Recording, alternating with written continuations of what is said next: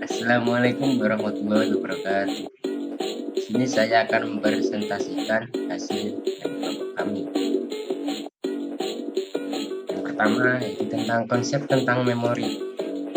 Memori atau lebih tepat disebut memori fisik merupakan istilah generik yang merujuk pada media penyimpanan data sementara pada komputer.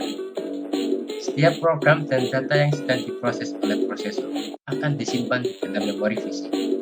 Data yang disimpan dalam memori fisik bersifat sementara, karena data yang disimpan di dalamnya akan tersimpan selama komputer tersebut masih berdaya atau masih hidup. Memori merupakan bagian dari komputer yang berfungsi sebagai tempat penyimpanan informasi yang harus diatur dan dijaga sebaik-baiknya.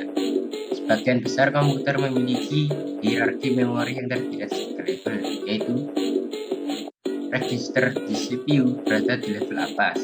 Informasi yang berada di register dapat diakses dalam satu clock cycle CPU. Kemudian ada primary memory berada di level tengah, contohnya yaitu RAM. Dan secondary memory berada di level bawah, contohnya disk atau tape. Memori berfungsi sebagai tempat penyimpanan data sementara. Memori bekerja dengan menyimpan dan mengutai data-data penting yang dibutuhkan prosesor dengan cepat untuk diolah menjadi informasi. Karena itulah, fungsi kapasitas merupakan hal terpenting pada memori, di mana semakin besar kapasitasnya maka semakin banyak data yang dapat disimpan dan disuplai, yang akhirnya membuat prosesor bekerja lebih cepat.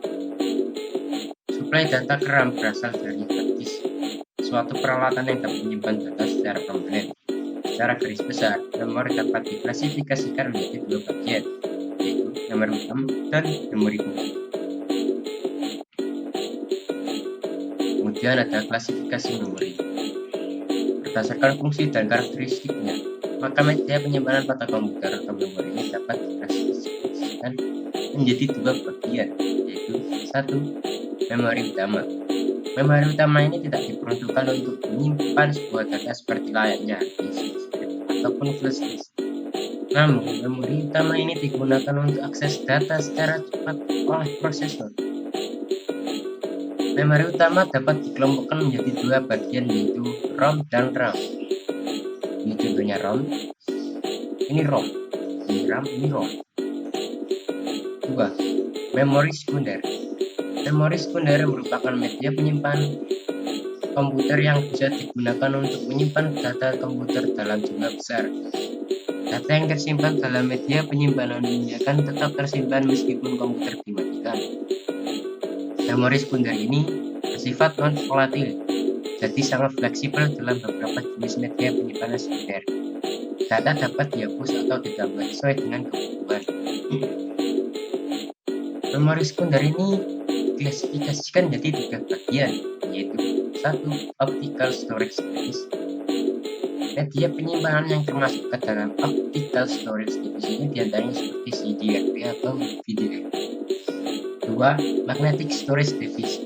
Salah satu contoh media penyimpanan yang berbasis disk magnetis adalah hard disk. Yang ketiga, flash memory device. Flash disk microSD adalah salah satu media penyimpanan yang termasuk ke dalam kategori media penyimpanan sekunder flash memory. Lanjut, prinsip kerja memori. Di sistem ini, memori adalah urutan byte yang dinomori seperti sel atau lubang burung dara. Masing-masing berisi sepotong kecil informasi. Informasi ini mungkin menjadi perintah untuk mengatakan pada komputer apa yang harus dilakukan. Setiap slot mungkin berisi salah satu, dan apa yang sekarang menjadi data mungkin saja kemudian menjadi perintah. Memori menyimpan berbagai bentuk informasi sebagai angka biner. Informasi yang belum berbentuk biner akan dipecahkan encode dengan sejumlah instruksi yang mengubahnya menjadi sebuah angka atau bukan angka. Sebagai contoh, huruf F disimpan sebagai angka desimal 70 atau angka biner menggunakan salah satu metode pemecahan. Instruksi yang lebih kompleks bisa digunakan untuk menyimpan gambar, suara, video, dan berbagai macam informasi. Informasi yang bisa disimpan dalam satu sel dinamakan sebuah byte. Secara umum, memori bisa ditulis 2 kali. Lebih jutaan kali, memori dapat diumpamakan sebagai papan tulis dan kapur yang dapat ditulis dan dihapus kembali. Dari daripada buku tulis dengan pena yang dapat. Sekian dari kelompok kami. Jika ada yang ingin ditanyakan, silakan berkomentar di bawah ya. Assalamualaikum warahmatullahi wabarakatuh. Bye-bye.